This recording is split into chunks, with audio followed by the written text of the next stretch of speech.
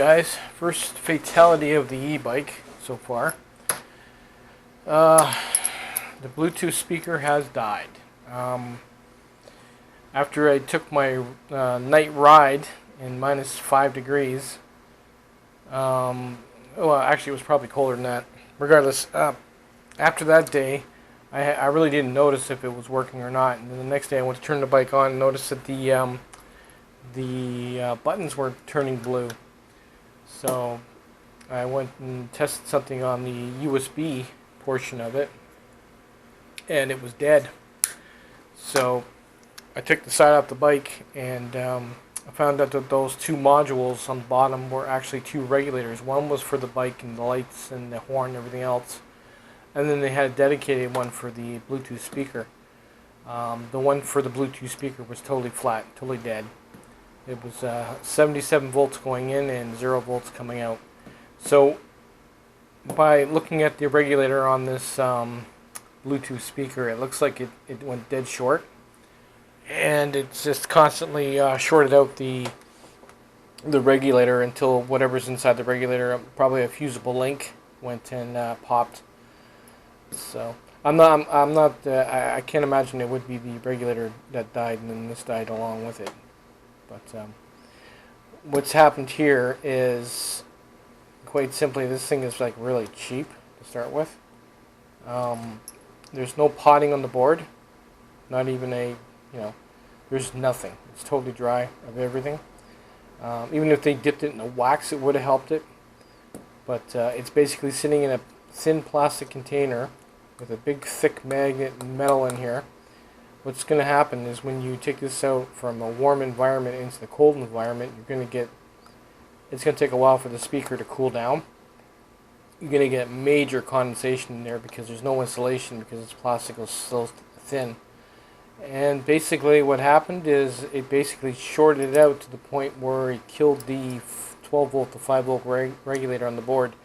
Now the 12 volt, I've tested it with an adapter. Everything is like, this is a digital amplifier and the firmware for the buttons. This is still powered up and working because this is 12 volts. But the buttons and the lights and that also work on the 5 volts, and the 5 volts is dead. Like it's been frying for a while. It's actually, the regulator has fried the traces right off the board. See if I can give you a close-up of it with the loop.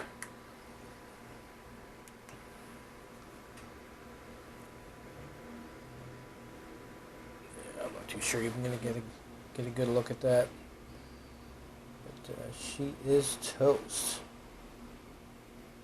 Probably not. Yeah, so what I'm going to try and do is, I have this one that I made last year. This one's been through everything. It's been hanging on my cargo bike, and as you can see, it's totally potted, and it's been through rainstorms, powering my phone up, and it's never failed.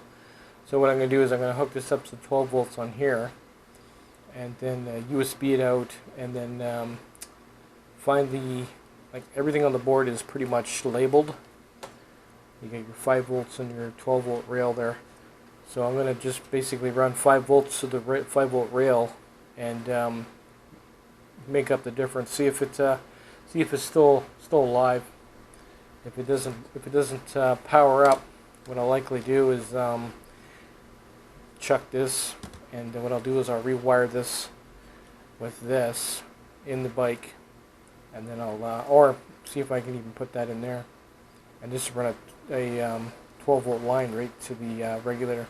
I just basically want the USB port for charging my phone. I really don't care for the Bluetooth, but if they had potted this properly, this wouldn't have happened. Plus, it's sealed. They went through all the trouble of putting hot glue and everything else on the end there to seal the wires up. This is the cap that was on it. It's just a metal cap with a surround on it, and I guess when the speaker goes back and forth, this also vibrates as well with that on top like that. But the only way in it is to break into it, jailbreak it. So,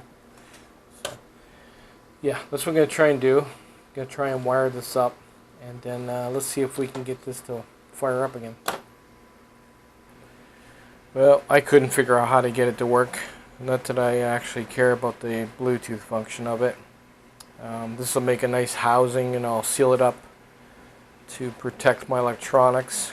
But as you can see, I plug it in. Charges the phone. That's all I wanted it for, really. Because it didn't even do that before. So, but that's just one of those things. At least there's nothing left on there that I really need to pot now, because the only thing I'm doing is just basically running the 12 volts into it and then out, and my adapter's already potted, so I could just basically tuck it in there nice and neat. I'll seal it up and then put the cover back on it and put it back on the bike. This plugs directly into the wiring harness will plug directly into the bike again, and I have another regulator to replace the one that blew. And then I'll take the other one out and see if I can fix the fusible link inside of it. I might not be able to fix it, but it's alright. So it's all good here. At least I know this isn't going to fail again, and this is going to stay up and running when I need it. Sweet. Later, guys.